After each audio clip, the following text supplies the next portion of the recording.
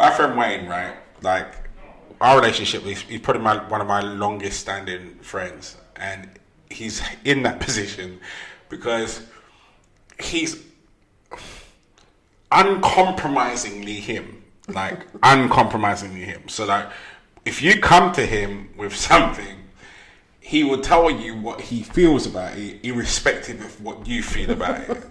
Yeah, so like there are sometimes like you can't come to him and expect some sort of comforting conversation that's gonna feed your ego and make you feel nice, and it's not smooth like butter. You could be in the middle of going, yeah, but she did da da da da da, and you'd be like, yeah, but you're an arsehole. And he won't check it, but you're an arsehole because of blah blah blah blah blah.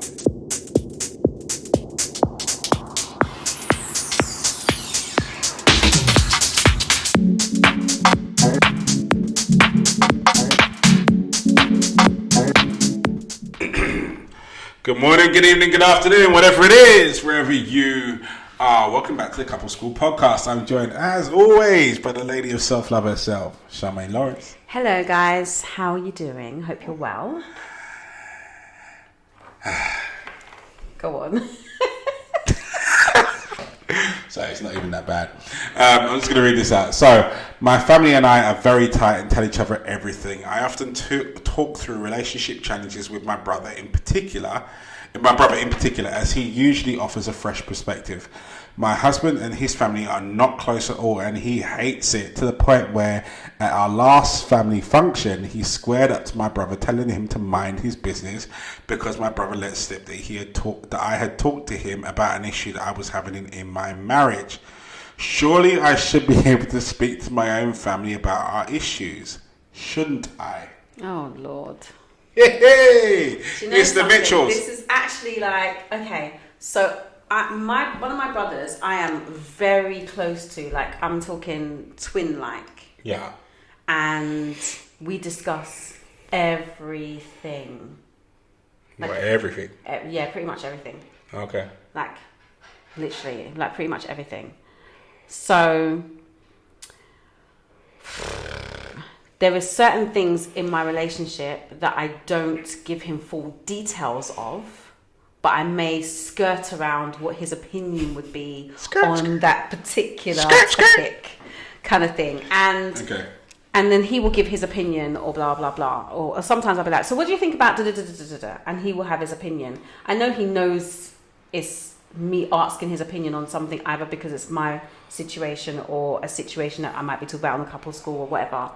But I do speak to him, but I don't go to him like as in, he's not like my confidant.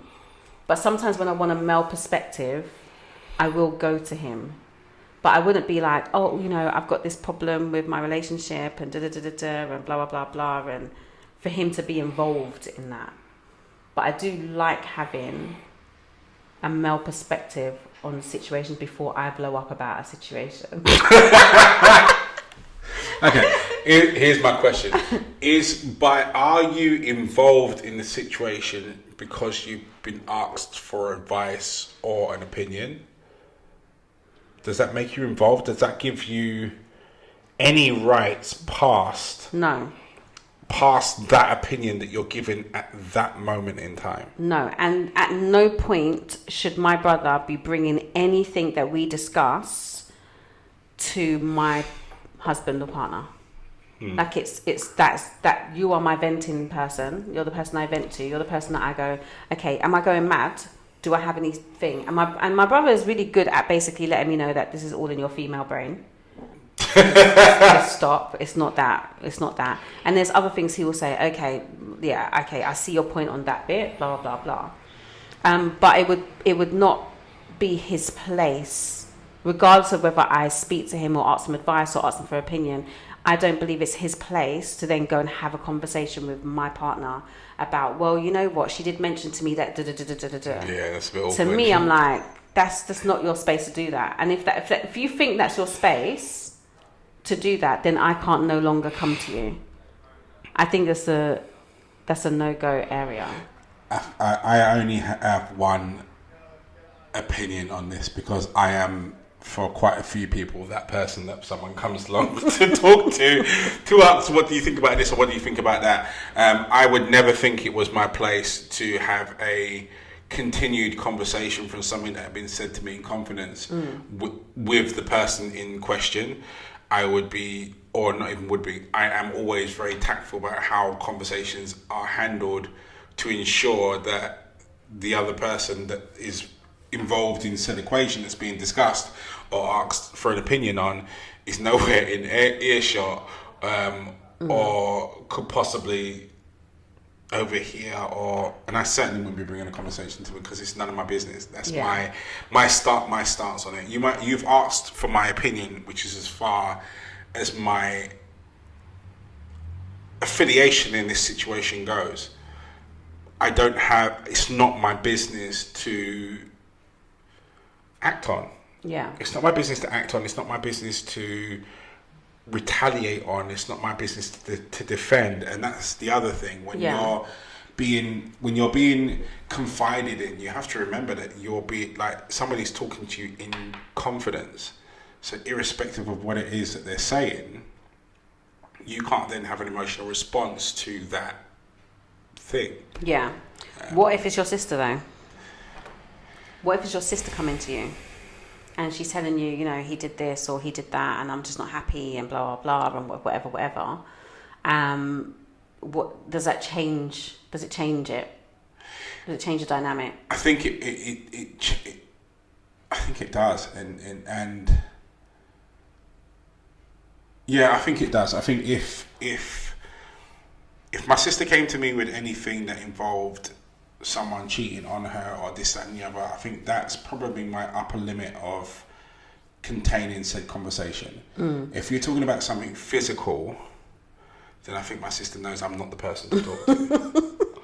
I think she knows that wholeheartedly, that I'm not the person to speak to, because rationale then steps out the window, because we're now in my red zone, and in that box, that's the other guy's territory. I'm not responsible there. The other guy behind the cage door, that's his world. And you step in there, the door opens, and he steps out. And he's generally quite rude and impolite, so I keep him quite locked up. I mean, I think when it comes to this whole confidant thing and asking for advice, I think you have to pick your audience very, very carefully, dictated by the subjects. I think I like to consider myself a person that you can speak to about most things, but I think any female person that I have significant respect for, if they came to me with a conversation that was along the lines of somebody taking physical action to them, then I think they would expect and understand that conversation won't stop at just a conversation. There would have to be some sort of remedy. And I'm not saying that remedy is me going and confronting the dude. That's not always the way in which you go about it. But it would probably be around going around, well, okay, cool, you've now given me this information.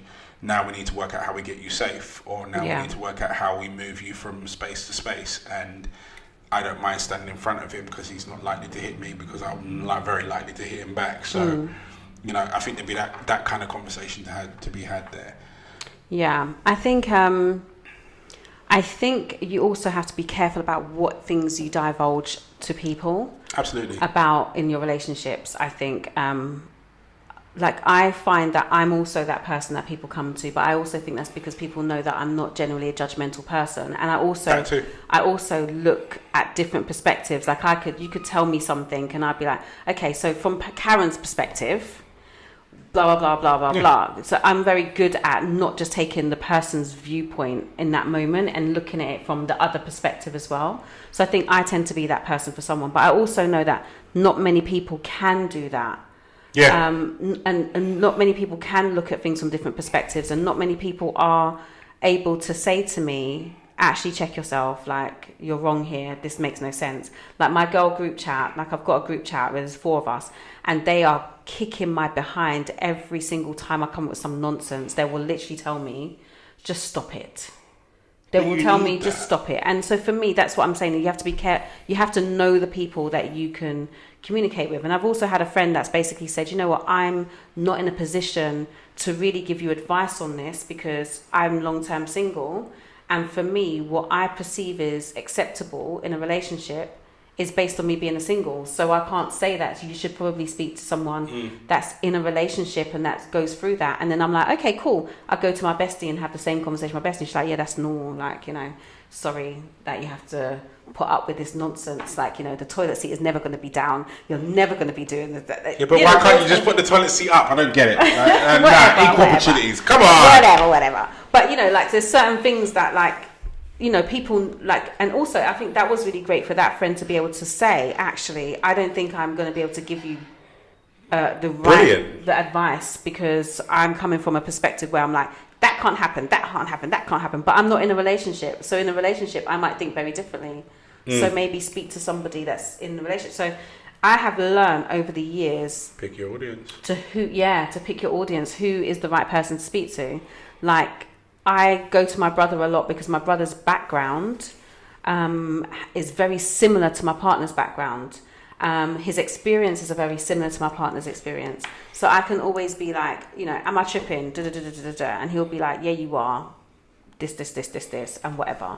But I wouldn't go to him with like conversations where, like, if I was on the brink of a breakup, I wouldn't go there for that conversation. Do you get what I mean? I just pick and choose what I'm looking for, I guess. I think, am I looking for I don't really ever look for advice necessarily, but just perspective. Yeah, I'm glad you said that, because I think I'm more or less the same way. I only really have 3 people outside of Karen. Karen's not included in that 3, so there's 3 guys I wouldn't necessarily go to for perspective. Yeah. And sometimes I'll go there knowing full well I'm not going to agree with your perspective, but I go there to hear it anyway, just so that I can add it to the volume. So I've done my due diligence before I make a decision. Generally speaking, most of my ailments, issues or challenges I deal with in-house, because as I said, as you quite rightly said for yourself, my head is that space where it can separate an argument out and put it in different perspectives and see it from different ways and timelines and issues and concerns, and then come up with my own conclusion to be able to move forward, and it be a measured and concise one. There are occasions where I think what it is I want to check myself before, as you say, blow up or shut down or cause issues with X, Y, and Z.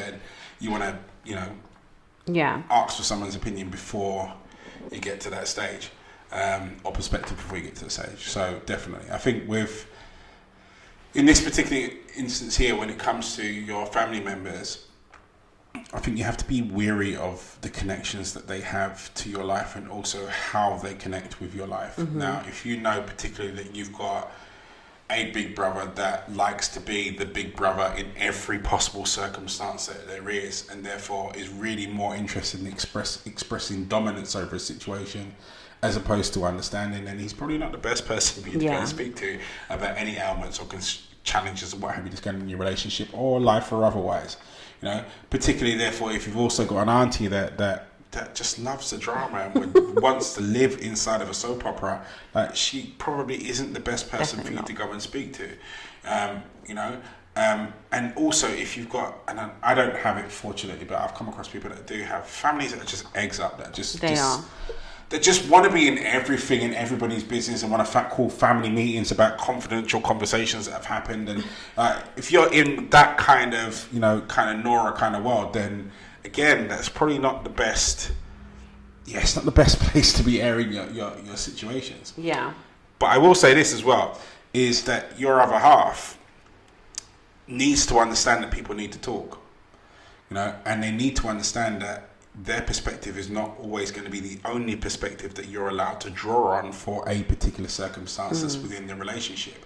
It's not a matter of it's our business and everybody mind their own. Like it takes a village, as they say. Yeah.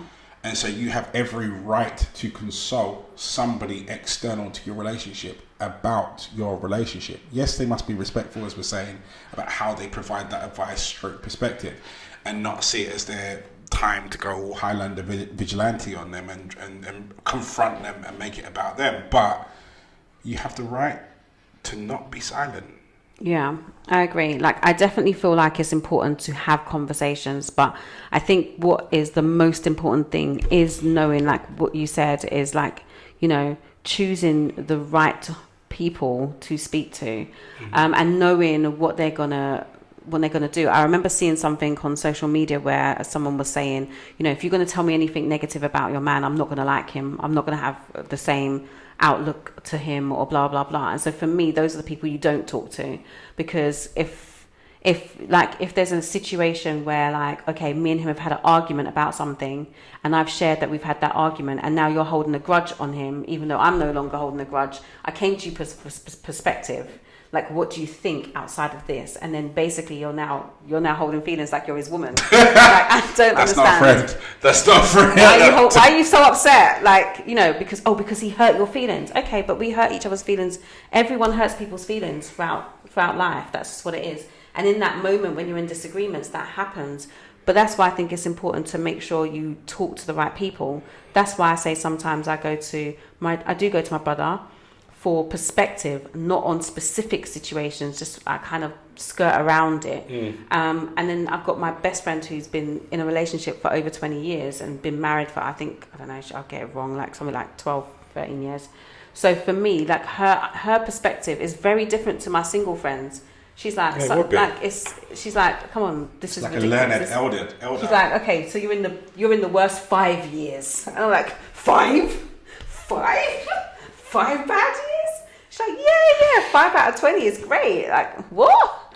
Kind of thing. But do you get what I mean? Like, whereas your single friends will be like, no, he needs to be nice all the time. There's no problems ever in life.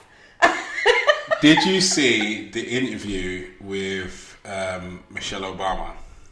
Yes, and her and Kelly Rowland. Yeah. Where she was like, for 10 years, she didn't like her husband. Like, let's put this is Barack we're talking about. Now, I'm sorry. Like, I'm a Barack.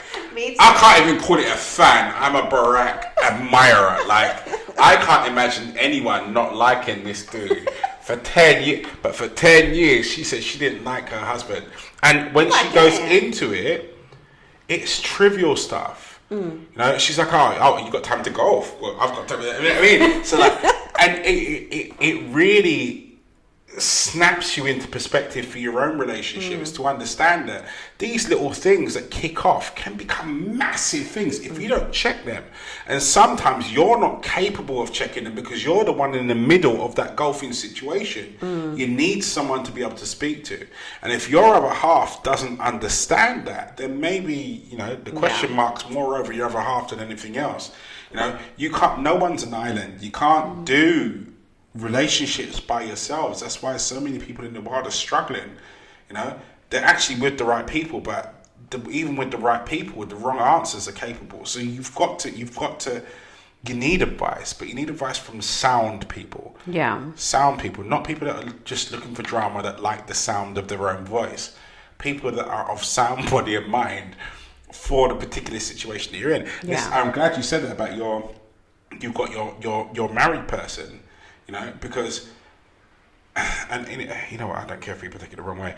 Single people can't really advise on things of which you don't know. If you're single and you've been in a relationship for 20 plus years and it broke up and you're not mad bitter about it, then you're in a position where you can give someone legitimate advice about a relationship. But if all you're doing is retracting someone's situation through your hurt and your feelings, then you're not the best person to be giving advice to. So you've really got to be careful about who it is that you speak to. Yeah, definitely. I think that's the biggest lesson. Who you listen to.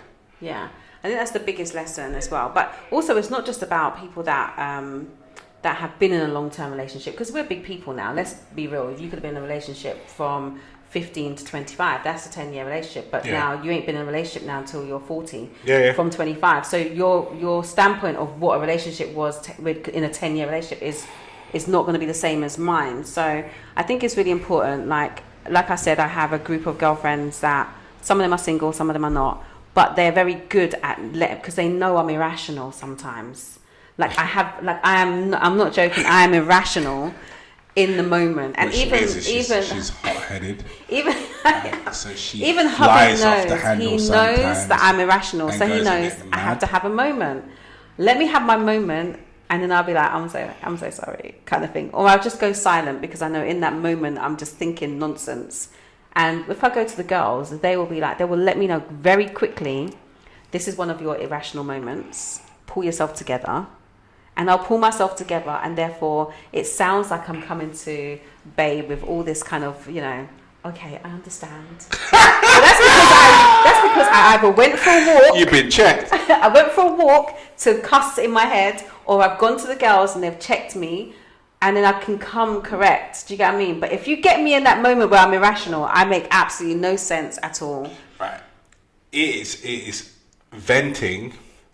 It's necessary. It's necessary. Absolutely necessary. Like, I have a disclaimer in not just this relationship, every relationship that I have. If I go silent and walk towards a door, do not stop me. Do not leave me, let me go, because I've got to my point of no return, and I need to get out and let the fumes and the frustration and the steam out of the situation, so the other guy doesn't come out and say something unforgiving. So like, venting's important, right? And also venting to other people, as long as they're the people that are willing to tell you what you don't want to hear in your moment of madness. So like, my friend Wayne, right? Like, our relationship, he's probably one of my longest standing friends, and he's in that position because he's uncompromisingly him. So like, if you come to him with something, he will tell you what he feels about it, irrespective of what you feel about it. Yeah. So like, there are sometimes like, you can't come to him and expect some sort of comforting conversation that's gonna feed your ego and make you feel nice, and it's not smooth like butter. You could be in the middle of going, yeah, but she did da da da da da, and you'd be like, yeah, but you're an arsehole. And he won't check, but you're an arsehole because of blah blah blah blah blah. But that's one of the reasons why our friendship has stood that test of time, because I required that, because it's like one of the first things I said to Karen when we got together. I said to her, look, I need someone. I'm a big personality, and I know that, and I can, when I'm passionate about something, I can come at you all guns blazing. I need someone that can stand on 2 high heels, look at me in the middle of that swarm of energy and what have you, and go, sit down. Stop. Like, I need someone that's capable of doing that. And that's why Karen is where she is for me, because she does that sometimes far more than what's needed. But it's required. You need that level of honesty that levels the playing field. You don't need people around you all the time that are just gonna gaslight you. I think that's the right phrase to use, or blow smoke up your backside. You need people that are able to go, oh, actually, you know what, you were wrong. But in finding those people, you will go through trials and tribulations of finding the right people, because you will find that some people are for you and some people are not, and there'll be people that give you the wrong advice. That's why I'm saying I don't take advice. So if someone says, I think you should do this, I'm not listening to, I think you should do this. I will listen to, this feels like this and this feels like that, and maybe you should look at it from this, and maybe you should look at it from that. I will take that, but not like, you should do this because this person is, like, that to me is a no-go area. So that's why I'm very selective on my people. But I had to learn that. I had to learn my selective people. With hubby, he don't talk to nobody. He don't talk to nobody. He's only just learning how to be able to kind of get other perspectives in a way where he doesn't want to be influenced.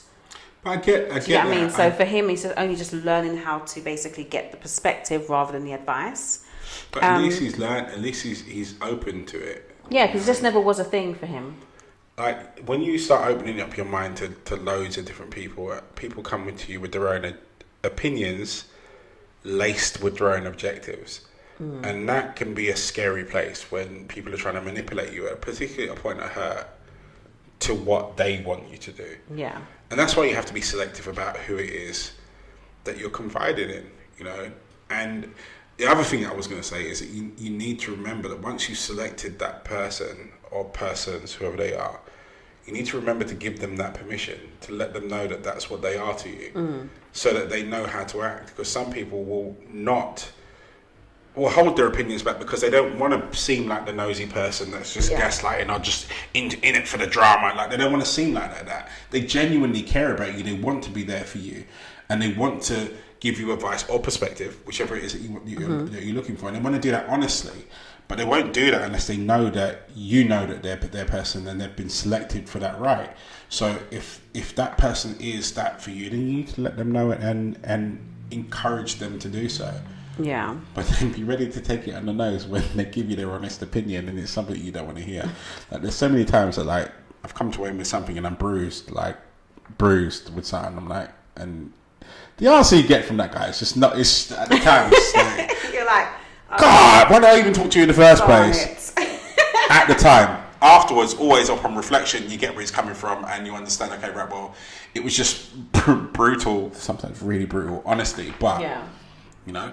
Off topic slightly, I don't know how much time we have, but off topic slightly, I find, well, not completely off topic, but I find that for women, sometimes we're in this space where we are looking for advice from our friends, or looking for advice or perspective or whatever, and the person is not coming from a place of you staying together, if that makes sense. Like, we have a load of women, independent, hyper independent women are very much like, you know, you don't have to deal with struggle love, you don't have to deal with this, you don't have to deal with that, you don't have to deal with this. And actually, when you look at the majority of long-term relationships, there are periods and seasons for different things. And so this idea that there's never going to be any issues and there's never going to be difficult conversations, there's never going to be moments where you are not talking to each other, or moments where you decide that actually maybe this is working, maybe this is not working, decide whether actually do we want to have a child, you know, all these kind of difficult topics, conversations. There's seasons where you're, like Michelle Obama was saying, that you just don't like your person, or your person's is working in their amazing career, but you're not in that space yet. Like, these things happen, and I think sometimes when you're talking to some people, their answer is always, well, that person doesn't serve you, that situation doesn't serve you, this doesn't work for you, I'm not sure why you would be in a situation like this, that person doesn't communicate well with you, like, you know. And it's kind of like makes you question your relationship in a way which is not conducive to the progress. And so I think it's important to think about the fact that, that's why I say I don't ask for advice. I never ask for advice. I ask for perspective, because it's relationships are not like. And this is the thing, I don't want to be like, relationships are hard work, they're just hard. No, but they are. No. There is work involved, but there's work involved in everything that you do. There's work involved in being a single person long term. There's work involved in being a parent. There's work involved in everything. And so I don't want to make it sound like relationships are not great, because they are. But there is seasons for different things, in the same way there's seasons in parenting or seasons in building your career. And I think that we forget that those seasons are in relationships. We're so okay with working a hard job in order to get to the next stage, but we're not okay with actually going through a difficult season with our partners to get to the next stage. So I just think it's important to think about that when you're finding your audience to speak to. I think you're 100% right. I think that if you're the type of person that marks or grades a relationship, that believes that it should, on the basis of how easy it is, so you're going into a relationship with the belief that it's right if it's easy, that's why you're single. Because relationships aren't that way. They are hard work. They're worth it, but they are hard work. You're talking about two individuals that have got two lifelines, two visions, two goals, two trajectories that they had decided before they got together, and you are fusing them for life, because that's what we're aiming for. We're trying to hold two rockets that have got their own individual fuel cells that are trying to fly off in this direction, and we're trying to keep them running parallel. the effort that's required to keep that force, because that's what love is. The more love you gain, the more powerful those rockets become. The more experiences you share, the more powerful the thrusters on that rocket becomes. Now, those two rockets might be going up, but going up at like that. So the love that you've got between the two of you, the interaction, the connection, it's got to be stronger than the force that's actually driving it up to keep those two cells together. Relationships are hard work, and there will be periods of time where you love your person but you don't like them. You know, I know Karen gets up sometimes and probably looks at me and goes, "This guy, like, really? This guy, this one." You know, I think my son looks at me certain times like that. He's like, "You really?" But like, that's what love is. It's like, I know people love these titles, and I know when you use a struggle love, my head just like labels. But like, when you're in a relationship with someone, it's not easy. It's not easy. And no, there's periods that are not easy. The more stuff that you put in there, I go as far I as to think say, there's periods. There's certain periods that are very easy. The stuff, but the bit that makes it easy isn't the fact that the lack of struggle. It's the connection that you have between the two of you. It's the benefit of the work that you've put in thus far. That's what makes the challenges less severe. Yeah. Because life is one big challenge. Like there's always something to do, something to overcome, something that you're facing, or some sort of adversity around the corner. And when you're in a relationship, that's times two, or however many people that are involved in your immediate family. Yeah. So there is always trauma. There's always challenge. The bits that makes it easy for you to overcome that trauma and overcome that challenge is the love that you're now receiving off of the work that you're putting in. You know, it's that makes it easy. Ironically, the work that you put in is what makes the future bits easier for you to deal with.